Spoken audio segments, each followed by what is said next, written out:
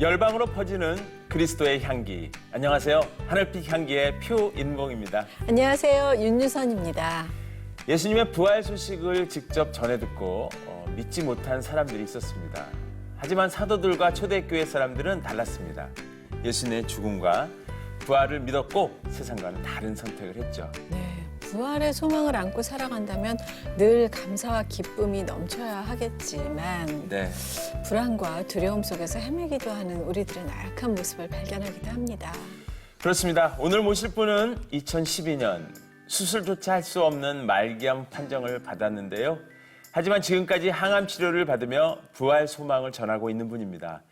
암은 선물이요, 죽음은 소망이라고 고백하는 천정원 성도님을 모시고 얘기를 나눠보도록 하겠습니다. 네, 먼저 소개 영상 보신 후에 모시겠습니다.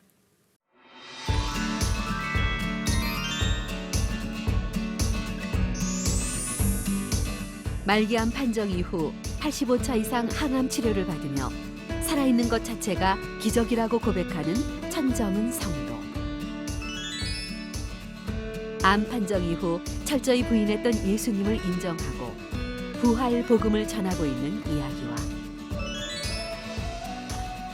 질병과 고통, 죽음 앞에서 실족하지 않고 기쁨으로 살아갈 수 있는 이유를 들어봅니다.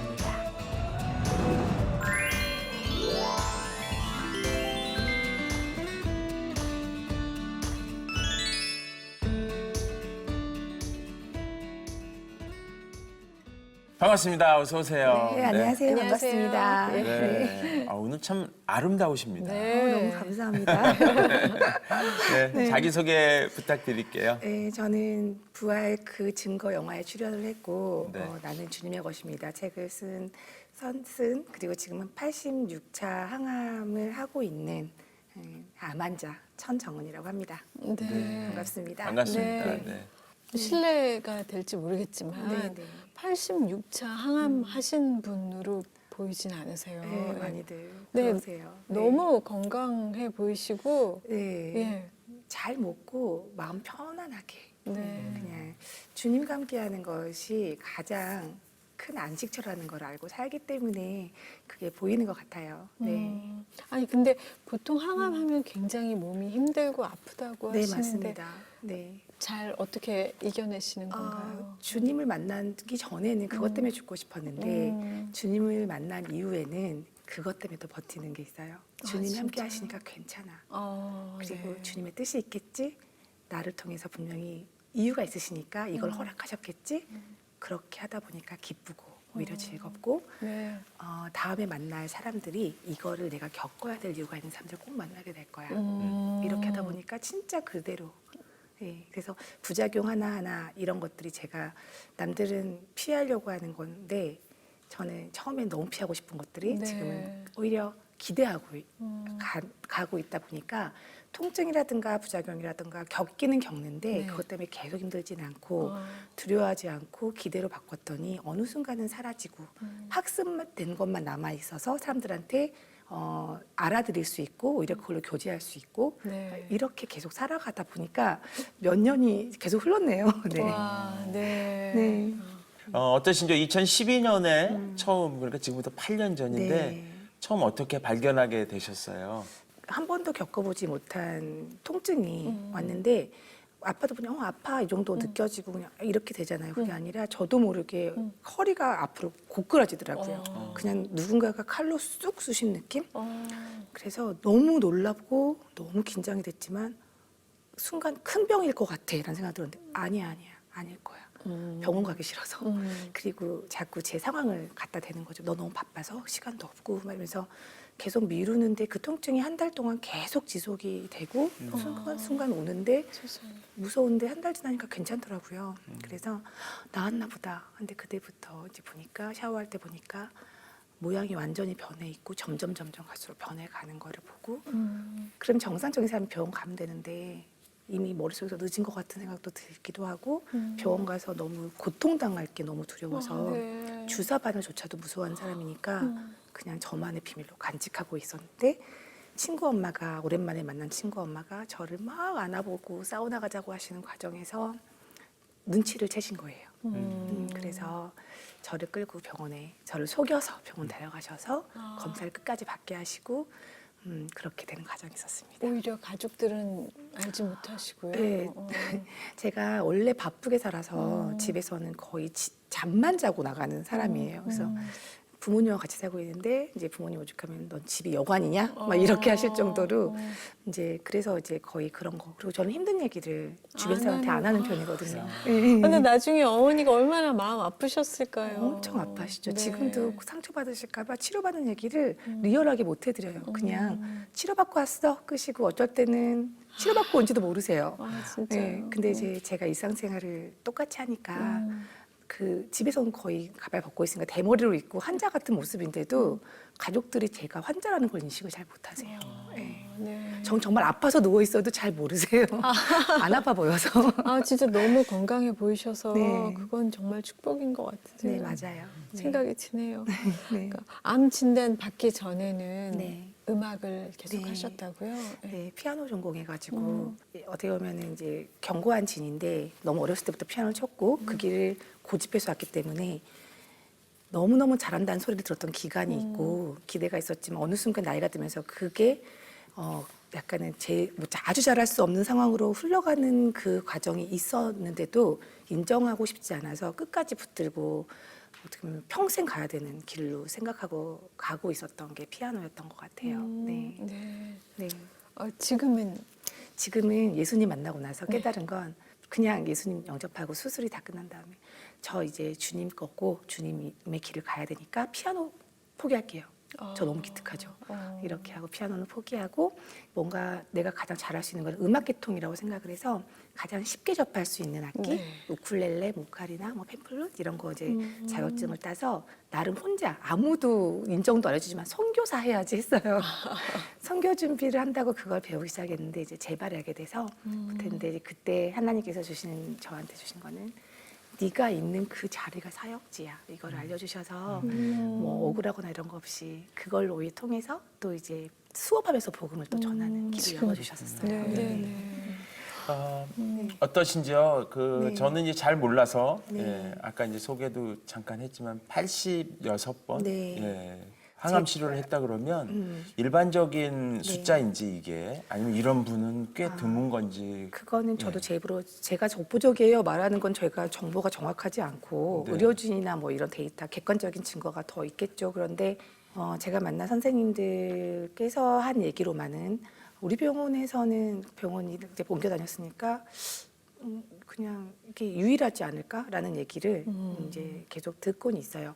숫자가 보통 저도 이제 암 환자를 사용하다 보니까 지금 생각보다 오래 살고 있어서 계속 시한부를 중간에 받았는데 계속 살고 있으니까 암 환자를 그동안 만난 사람들이 더 많이 늘어나가지고 보통 재발하면은 5년 안에 많이 돌아가세요. 네, 그렇게 되더라고요. 그래서 저도 그런 케이스가 되지 않을까 했는데 지금 재발하고 5년이 넘은 것 같거든요. 네. 네. 네. 그리고 항암을 한 번도 쉰 적이 없어요. 그래서 치료를 8년 동안 꾸준히 받고 살아있고 그리고 항암 종류가 중요한데 항암이라고 다 너무 힘든 건 아니거든요. 근데 너무 세다는 항암약을 받으면서 이렇게 버티는 사람은 저도 제 주위에는 없긴 해요. 네. 지금 저한테 어떤 환자가 난 제2의 천정은이 될 거야 하고 지금 40번 넘긴 환자는 있어요. 그 환자를 너무 응원하고 있지만 네. 지금 너무 힘들어져가지고 어저께도 만나고 왔는데 그냥 다른 얘기 안 하고 우리 서로의 증인이 되어줘야 되는데 힘내셔야 돼요. 나의 증인은 당신이고 나는 당신의 증인이라고 당신의 고백들 내가 기억하고 있으니까 네. 누가 먼저 가더라도 증인이 되어줘야 되니까 두려워하지 말고 치료에 절대 뒤로 빼지 말고 주를 위해서 살아라. 그냥 이렇게 말씀을 드리고 근데 기뻐해야지 된다. 네. 두려워하는 마음은 주님과 관계가 없고 기뻐하고 감사하고 무슨 치료받든지 간에 우울해하지 말고 너무 감사하게 답장이 이제 응급 상황에 들어가시는 건데 나와서 답장이 너무 은혜롭게 왔어요. 생각보다 많이 안 좋아서 더 이제 심각하게 들어갔는데 잘하고 나왔다고 예수가 나의 주 뭐 이러면서 이렇게 오셨어요. 네, 네. 이렇게 말씀하실 예. 때는 네. 전혀 저희가 어떤 분이다라는 거를 지금 소개받고 사실은 진행을 하고 있는데 네네. 전혀 그런 분 같지가 않아요. 네. 그러니까 암을 지금 앓고 계시는 분 같지도 않고 네. 86번의 항암 치료를 받으신 분 같지도 않고 네. 아무런 그런 게 없이 네. 정말 너무 평강하고 음. 그냥 어떻게 이럴 수 있을까요? 예수님이 부활하셨잖아요. 제가 그걸 몰랐을 때는 막연하게 신이 있겠지만 나는 나를 믿겠고 나중에 이제 나이 들어서 이제 할 일 없어지면 나이 들면은 뭔가 이렇게 이제 그 어떤 다른 취미 활동을 찾거나 이렇게 이런 줄 알고 종교도 그렇게 고르는 줄 알았어요. 제가 이제 무교인 집안을 자라다 보니까 네. 뭐 종교를 나이 들어서 고르지 뭐 이렇게 생각을 하고 살아서 나는 나교인데 네네네. 예수님이 부활했다는 사실을 인정하고 싶지 않았을 뿐더러 하나님이 살아계신다면 내가 원하는 대로 왜 안 해줘? 뭐 하나님이 없어 이렇게 생각을 했는데 네네. 창조주가 살아계시는 증거를 확실하게 사도행전 17장 31절로 주셨는데 모든 사람에게 믿을 만한 증거는 내가 친히 줄 건데 그 증거는 예수가 죽은 자 가운데서 사흘 만에 살아날 거야. 이렇게 얘기해 주신 거. 그러니까 사람들이 웬만한 걸로 그냥 증거를 삼을 수가 없잖아요. 확실한 거, 네. 보여지는 거. 네. 죽은 사람이 살아난 것 정도는 돼야지 너네가 믿겠지. 그리고 쉽게 믿겠지 하신 마음을 알게 됐어요. 그냥 하나님만이 유일신이고 예수를 그 하나님이 얘기하신 건 예수를 주로 삼은 자가 나의 백성이 되리라 하셨으니까 예수님이 너무 중요하구나. 그래서 그냥 그다음에 모든 고민이 끝나고 당연하게 교회로 가야 되는 게 마땅하다고 생각하고 그걸 깨달은 날부터 한 번도 예배를 빠진 적이 없어요. 네. 왜냐하면 나는 이제 고백을 했고 회개하고 보고 믿으라고 하신 하나님의 법이 있더라고요. 회개를 무엇을 해야 되는지 또 알려주셔서 요한복음 16장 9절에 죄를 회개하고 예수 믿지 않고 스스로가 주인 된 죄 너무 인정이 되잖아요. 내가 주인이었고 내가 내 인생이니까 내가 갖고 나가는 게 뭐가 죄야 했는데 창조주는 이 창조주가 있다면 그게 제가 맞더라고요. 내가 내 마음대로 모든 거를 다 끌어가는 거. 그래서 내려놓고 나니까 너무 자유해진 게 몸도 내 거가 아니고 마음도 내 거가 네, 아니고 맞아요. 생각, 이 머리 자체도 내 거가 아니면 너무 감사한 게 몸을 들이고 났더니 너무 자유해진 게 암이 내 거가 아닌 거예요. 네. 갑자기 그 순간 암은 그대로 있는데 제가 풀려나더라고요. 네 몸이 아닌데 왜 네가 아픈 척해? 네 몸이 아닌데 아프다고 느껴지면 다 네 거야? 아니야. 그렇게 하면서 싸웠더니 어느 날부터 다 떠나가는 거예요. 부작용도 떠나가고 통증도 떠나가고. 아 진짜요? 네, 근데 그거를 말로 설명을 할 수가 없는데 암 환자들한테 꼭 설명해 줘야 되는 내용인 거예요. 왜냐하면 그분들의 문제는 지금 이 암에서 해방돼야지 그 다음에 하나님을 볼 수 있다고 믿는 게 있는데 순서가 하나님 나라의 순서가 정확하더라고요. 마태복음 6장 33절을 보니까 하나님의 나라와 그의 의를 먼저 구하며 나머지는 더하시리라. 하나님이 정해놓으신 말씀이 변할 리가 없기 때문에 이게 이루어질 건데 내 생각을 깨고 나가야 되는 거지 주님의 말씀 바꿀 수 없잖아요. 거기에서 분명히 순서가 믿어지진 않는데 먼저 하나님 나라와 그 일을 구해야 된다는 거예요. 그러면 나는 내 병을 고치는 게 우선이 되는 게 아니라 우선순위가 정해져 있잖아요. 그러면 하나님 나라의 의는 뭘까? 그분은 모든 영혼을 구원하고 싶어 하시는 거고 그리고 그분이 그렇게 사랑하셔서 십자가에서 그 일을 이루셨고 그러면 나는 해야 할 일은 단 하나구나. 영혼 구원하는 거. 정말 세상에서 제일 하기 싫고 제일 환멸을 느꼈던 대상들이 전도한 사람들이었는데 그 싫은 걸 내가 해야 되는구나. 가장 싫은 건 아픈 사람들 우울하니까 아픈 사람들 만나기 싫어했거든요. 저는 항상 즐겁게 살자는 주의였기 때문에 내 문제도 너무 힘드니까 적어도 즐겁게 살자 그랬는데 아픈 사람들 때문에 그렇게 가기 싫어하는 병원을 가게 되고 한 번도 가본 적이 없던 장례식장을 수시로 드나들게 되는 거예요. 네. 제 입에서 하루도 안 빼고 복음이 나가니까 어느 순간은 제가 이제 혼자 그건 저만의 생각이에요. 나는 왜 자꾸 건강해지는 느낌이지? 자꾸 안 좋아진다는데.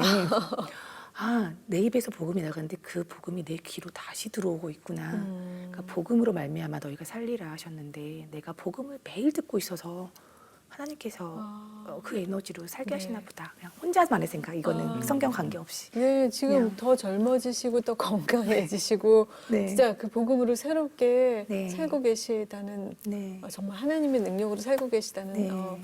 그 마음이 듭니다. 네. 예.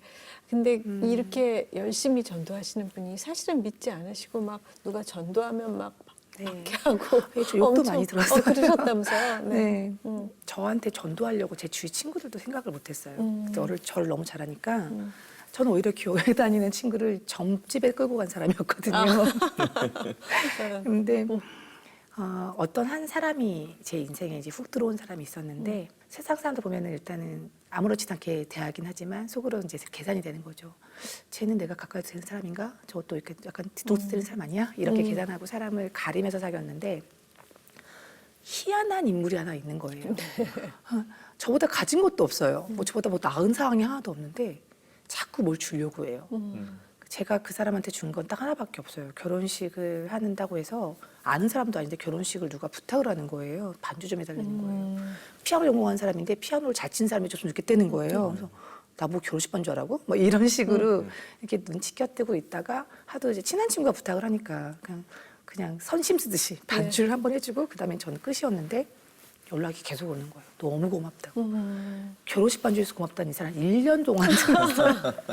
희한한 사람이다. 근데 관찰을 해보니까 저한테 뭘 가져가려고는 하지 않아요. 눈치를 보는데 뭘 줄 수 있을까? 이런 것만 하는 것 같아요.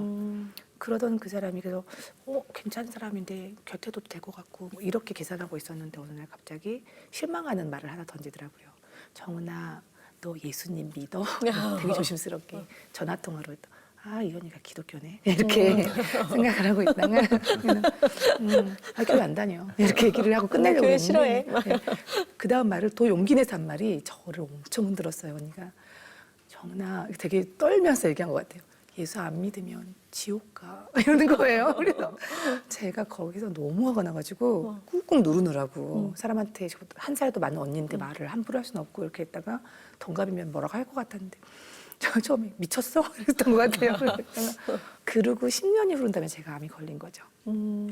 너무 묘하게 이 언니랑 저랑 이렇게 엮일 일이 별로 없는데 암에 걸리기 2달 전에 저한테 갑자기 한 번도 저한테 부탁 안 하고 뭘 줬던 사람이 부탁을 해요.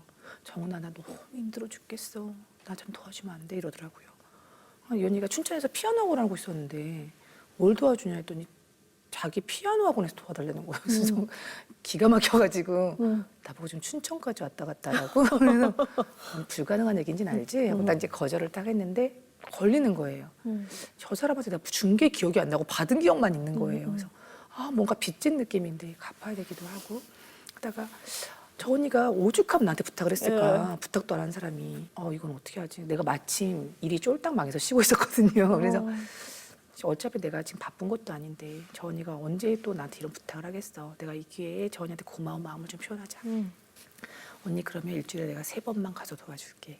암을 아무한테도 얘기할 수 없었는데 이 언니한테는 얘기 안 할 수가 없는 거예요. 내일 당장부터 못 가니까. 일에 대한 거니까 할 수 없이 언니한테 전화해서 언니 나 내일부터 일을 못 갈 것 같아. 미안해 갑자기 이래서.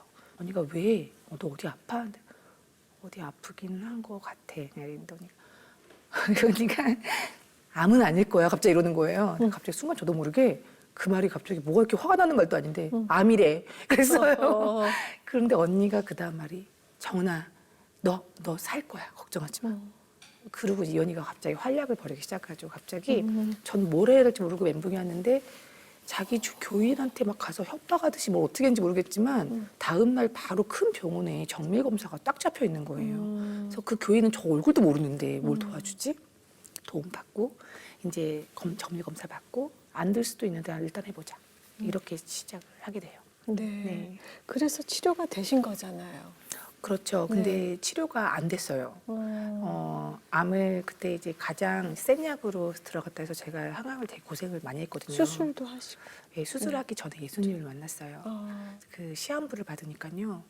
저는 제 인생에서 시한부를 받을 일이 있을 거라고 생각을 한 번도 안 해봤거든요. 할 일도 많은 것 같고 갑자기 강제로 쉬게 된 거죠. 강제로 쉬게 되고 그다음 이제 계획이 있었는데 계획이 다 무산되고 그러고 있는 과정에서 얼마 안 남았다는 말을 들으니까 그 기간이 1년이면 꽤 긴 것 같은데 굉장히 초조해지고 죽음을 자꾸 맨날 묵상하게 되는 거예요. 그쵸. 내가 1년 후에 어느 날은 죽어 있을 거라고 이렇게 내가 인생에 뭐하러 살았는지 모르겠는 거예요. 결국 사라질 건데 뭐하러 태어나서 열심히 살았지? 이게 신이 있다면 어떻게 인생을 이렇게 말도 안 되게 만들어놨지? 신이 있다면 해서 꽂히고 있는데 아니야 없을 거야. 신이 있으면 내가 이럴 리가 없지. 이렇게 하고 있었는데 죽음이 너무 궁금한 거예요. 그 다음에 이 언니가 10년 전에 했던 말이 떠오르는 거예요. 정나 예수 안 믿으면 지옥 가. 이게 계속 메아리 치듯이 나 정말 편하게도 못 죽겠다 이 생각이 딱 드는데 그런데 내가 눈 뜨면 어쩔 거냐고. 그럼 그때 눈 떴을 때 이미 그럼 내가 헐 있었으면 후회할 거 아니에요. 그렇죠. 후회를 할 수도 있고 안 할 수도 있고 50대 50인데 이게 너무 불안하고 무섭고 이렇게 하루 종일 딴 생각 못 하겠고 아프고 이런 걸 떠나서 지옥 가면 어떡하지가 너무 한 며칠을 고민하다가 갑자기 머리 딱 띵 맞는 순간 알아보자. 근데 그 고민이 들어가기 전에 저한테 있었던 일은 딱 사건이 하나밖에 없었어요. 그 언니가 저의 동의 없이 교회에 중보기도 요청을 해서 중보기도가 매일 이어지고 있는 거였어요. 근데 그 고민을 왜 했냐면은 부작용 때문에 정신이 없었는데 부작용이 중보기도 한 날부터 끊어졌어요. 네. 너무너무 심한 부작용이었거든요. 정말 사람이 이런 일을 겪으면 살 수 없겠다는 부작용인데 끊어진 거예요. 그 중보기도를 받으면서. 그래서 제가 그 고민이 훅 들어온 거예요. 뭔가 있으면 어떡하지? 있으면 어떡하지? 3차 하면서 우연이야 애써 합리화를 시키고 또 넘어가서 4차 하면 딱 하고 나서 기도는 계속 이어지는 거 소식을 듣고 있고 제가 밖에 나갈 수가 있게 된 거예요. 그 전까지는 밖에만 나가면 열이 나서 못 나갔거든요. 바깥 바람만 쐬도 열이 나고 냄새가 이상하고 자꾸 구토가 언제 올라올지 모르니까 이제 바깥 생활을 못 했는데 나가서 공기가 괜찮아진 거예요. 4차 때 처음으로 내가 옛날에 맡았던 그 냄새야. 공기 냄새야. 이렇게. 그래서 에너지가 막 넘치니까 점점점 에너지가 넘치니까 근데 두려움이 임해서 몸이 안 아프니까 계속 죽음만 지옥 죽음 이것만 묵상하다가 가보자. 답답해 가보자. 네. 뭐 있으면 믿고 없으면 많은 거지. 너 지금 시간 많잖아. 할 일도 없고 이렇게 하면서 언니가 그냥 갈래 할 때 못 이기는 척. 실은 가고 싶은 마음이 있어서 딱 갔는데 가자마자 후회했어요. 이제 후회했어요? 네. 왜요? 저는 하나님 만날 수 있을 것 같은 느낌으로 갔는데 네. 제가 생각하는 교회가 아니었어요. 모습이 단 되게 공간만 초라한 교회, 우사를 개조해서 만든 교회였거든요. 그때 당시에 지금 우사? 이전했는데 네, 네. 되게 초라한 교회가 이상한 곳에 놓여 있고 사람들이 가득 차 있는데 사람들이 다 시커멓고 막 되게 무섭고 막 이상한 느낌이 제가 사로잡히는 거예요. 목사님이 세상에 우리가 기도했던 그 자매가 자기 발로 걸어왔으니 우리가 기도해서 살려달라고 기도하자고 갑자기 저 이렇게 세우고 기도하라고 했는데 저기저기서 막 탄식이 너무 젊다 막 이런 말도 들린 것 같고 안타까우니까 이 사람들이 기도를 간절하게 한다고 하는데 갑자기 쥐어 막 이 소리 왜 이렇게 소리 지르지? 이러고 있는데 내가 뭐하러 왔을까 막 이렇게 후회를 하고 내가 진짜 죽는다 그러니까 얘가 진짜 주책이 됐다 그러면서 이제 이런 거 믿지 말고 가자 도망쳐 나와서 정말 내가 큰일 날 뻔했어. 잘 잤는데 아침에 일어나자마자 너무 찝찝한 거예요. 그러다가 결단을 내리고 이제 딱 무릎을 꿇었어요. 침대에서. 하나님 저 아무것도 모르겠는데 하나님 정말 살아 계시냐고요. 나 좀 알게 해주세요. 그래서 이렇게 기도하다가 그 교회가 이상한데 교회에 대한 분별력 좀 주세요. 저 지금 갈 거예요. 살아계시면 알려주시고 그리고 이 언니 이상한 데 다니면 제가 꼭 구출할 수 있게 도와주세요. 적진에 가는 기분으로 이렇게 마음을 먹고 버스를 타고 이렇게 가는데 핸드폰을 만지작거리면 되는데 그냥 저도 모르게 가방을 뒤졌는데 가방에서 그 교회에서 받은 제자 훈련 책자가 있는 거예요. 그래서 그거를 되게 얇아서 적을 알아야 싸울 수 있어. 이렇게 하면 일단 읽어보자. 이 사람들이 뭐라고 쓴 거야? 이렇게 딱 읽어보기 시작했는데 읽다가 이제 말씀 앞에 섰죠. 로마서 1장 28절 말씀에서 쿵 하고 온 게 모든 사람이 마음에 하나님을 두기 싫어한 죄를 지었다는 내용이 거기 나와 있더라고요. 근데 거기서 동의가 되는 거예요. 난데? 하나님 마음에 두기 싫어. 난데? 근데 그게 뭐? 근데 그 다음에 로마서 5장 12절 말씀이 있더라고요. 이와 같이 모든 사람이 죄를 지어서 사망에 이르렀도다. 죄 져서 죽는 거야.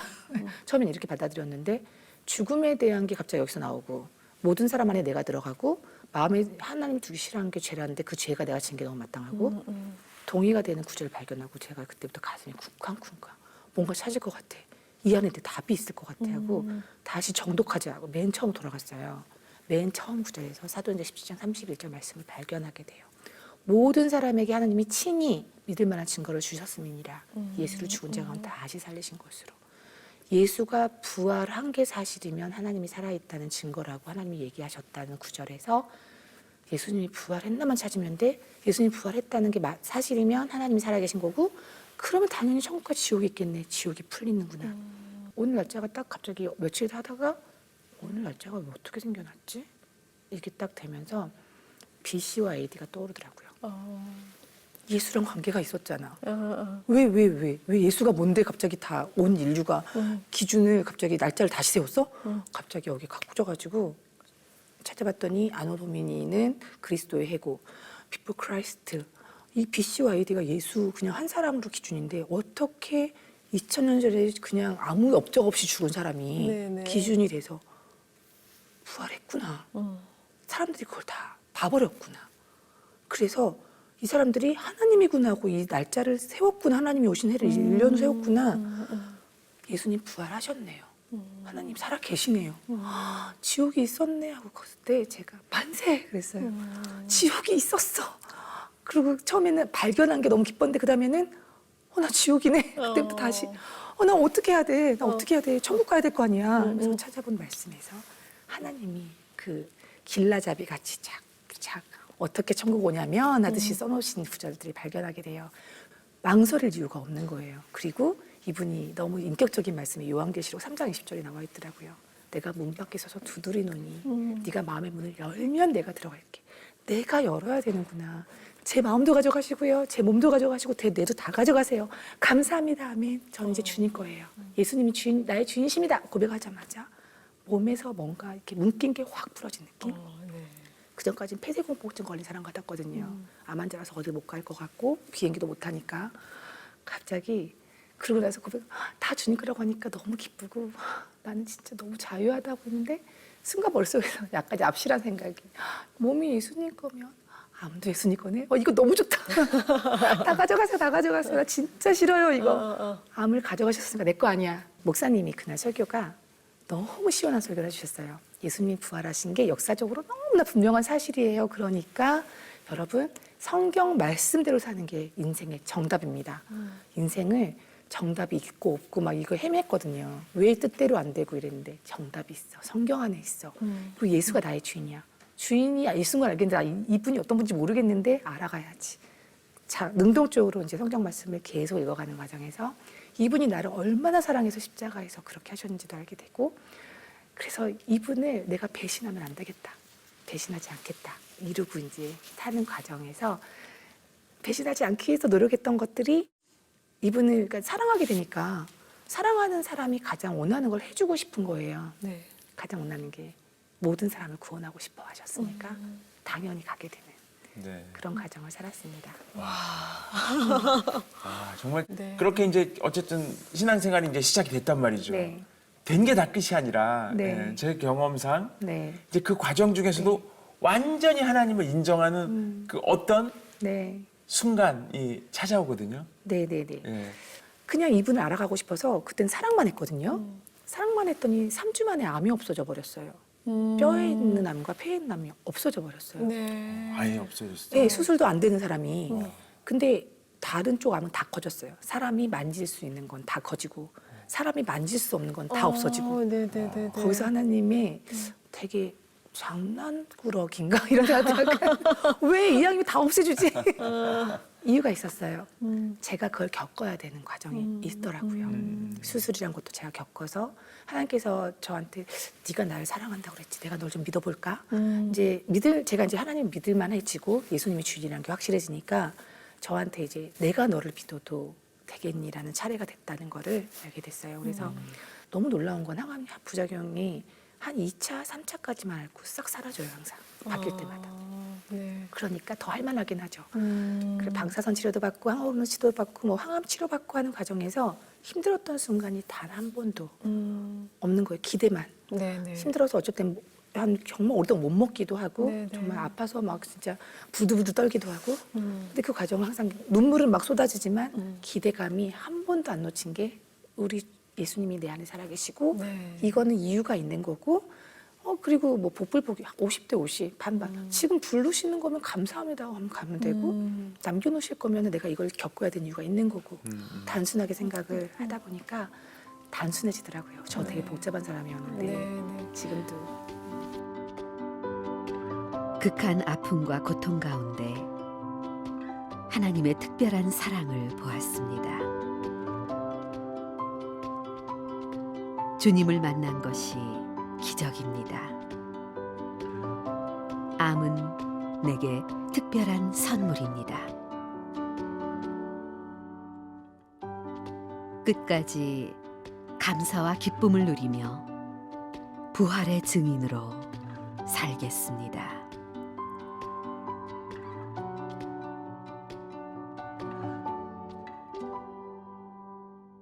지금 그래서 그 네. 기억들을 가지고 말기암 환우들을 돕고 네. 계신다면서요. 네네. 예. 환자들한테 가서 너무 아프시죠? 이런 거보다는 정신 차리셔야 돼요. 지금 시간 낭비할 시간이 없어요. 주님 만나셔야 되고 주님 만나서 그 시간을 주님한테 드리는 걸로 가야지 가서 후회하지 않아요. 분명히 가거든요. 그런데도 15장을 가지고 주로 전도를 하거든요. 기쁘게 주님한테 가는 그 날을 소망하고 하나님이 우리한테 주신 최고의 선물 부활체와 처소를 예비하러 내가 간다 하셨던 그 집, 그거를 내가 정말 소망할 때까지 주님을 사랑하시면 죽음이라는 거는 너무 힘들고 두려운 대상이긴 하지만 두려워하지 말라는 말씀을 실천할 수 있게 돼요. 이게 너무 중요해서. 그리고 암통증을 겪어봤더니 겪지 못한 사람들은 모르는 통증이거든요. 그래서 꼭 알려줘야 되겠다. 이 사람들 여기 통증에 갇혀 있으면 안 되고 네, 천국을 네. 가야 된다. 네. 그래서 다니면서 그런 얘기를 주로 하고 와요. 어쨌든 최근에는 활동의 폭이 굉장히 넓어지셨어요. 영화 네, 영화 때문에. 영화에 나오셨죠. 영화 예. 주인공이죠. 네. 와. 정말 사도행전 1장 22절 말씀 그대로 정말 예수님이 부활하심을 증거하는 사람이 되어야 하겠다. 그 16절 말씀을 제가 그 뒤에 말씀을 좋아하는 26절 말씀이 있는데 네. 하필이면은 그 사도 배신한 바론 유다의 자리를 채우는 사도 뽑는 게 부활한 걸 본 사람 중에서 뽑아요. 그래서 마띠아게 뽑히거든요. 그래서 마땅한 거. 네. 네. 근데 이 영화를 보시면 이제 한 번 가야 되는 그게 대한 고민을 하실 만한 그런 영화라고 생각을 합니다. 네. 많은 분들이 보셨으면 좋겠어요. 네, 네. 네. 보고 싶네요. 제가 주인공이라서가 아니라 네. 죽음에 대해서 한번 진지하게 고민해 본 적이 있나요? 언젠가 나에게도 죽음이 올 때 내가 어떤 마음으로 그 죽음 앞에 서 있을까? 그러면 내가 어떻게 살아가야 될 것인가? 현대에 있어서의 가장 큰 문제는 죽음이 죽어버린 거다. 이 사람들이 생각하는 삶하고 죽음하고 경계를 한번 좀 볼 수 있는 공간인 것 같아요. 고통 없는 부활은 존재하지 않는다는 것이죠. 상은 이게 부활의 증거인데 오늘날 우리 사회에서는 이 상흔을 가진 교회, 상흔을 가진 성직자, 또 상흔을 가진 신앙 하는 사람이 한 폭이 드물다. 나에게도 이 상흔이 없다. 이 영화를 쉽게 해서 출연하시고 하는 과정 중에서 네. 또 하나님께서 가족들에게 놀라운 은혜를 주셨다는 얘기 들었는데 어떤 일인가요? 네. 제가 저희 집에서 제일 센데 네. 제가 예수님 만나니까 와 진짜 세더라고요. 저희 가족들이. 집에도 잘 안 들어가게 돼요. 복음 전하다 보면 너무 늦게 들어가고. 그 네. 부모님들은 제가 복음은 전하지만 삶으로 보여드릴 수 있는 게 없더라고요. 계속 그래서 복음이 전해지는 게 늦어졌는데 복음은 전하는데 전해지지가 않는 거예요. 가족이 왜 힘들지? 내 몫이 아닌가 보다 협력도 시켰지만 제가 부족하니까 아직 안 됐다고 생각을 하는데 영화를 보는데 부모님이 영화까지 나오는데 이미 아실 것 같은데 제가 말을 못 드린 거예요. 촬영하는 것도 말 못 드렸고 기독교에 대해서 아직도 별로 그렇게 하시니까 끝까지 말을 못 드리다가 엄마한테만 살짝 말씀드렸는데 엄마도 고민하시는 거예요. 아빠가 너무 싫어할 것 같다고. 시사회 때 아버지를 모시고 가야겠다는 거를 생각하고 아빠한테 거짓말이라기보다 시사회를 가는데 내가 나왔다는 말은 빼고 아, 네. 초대를 받았는데 아빠가 꼭 오셔야 된다. 그래서 아빠가 뭐 시간이 있으니까 가겠다 하고 이제 엄마 아빠랑 싹 와주셨는데 아무 말도 안 하고 그냥 모시고 갔다가 제가 무대로 올라간 거죠. 네. 너무 충격을 받으신 너무 거예요. 놀라셨. 그러셨겠다. 그 김에 나온 김에 제가 이제 책을 나왔어도 못 드렸거든요. 처음에 책 받자마자 엄마 아빠한테 편지를 썼어요. 한 권씩 딱 드리려고 했는데 못 드린 거예요. 그거를 용기 내서 어차피 이미 이제 파헤쳐졌으니까 저녁에 와서 아빠한테 책을 드렸는데 아빠가 더 놀라시죠. 영화도 놀라운데 책까지 썼다고 너무 놀라가지고 계신 아빠가 밤에 잠을 못 주무셨고 새벽 5시 되니까 이제 항상 이제 그 산책하시는 코스가 있는데 한강변에 가셔서 그 당신이 항상 앉는 자리에 앉아서 새벽 5시에 나가서 그거를 계속 읽으셨대요. 책을.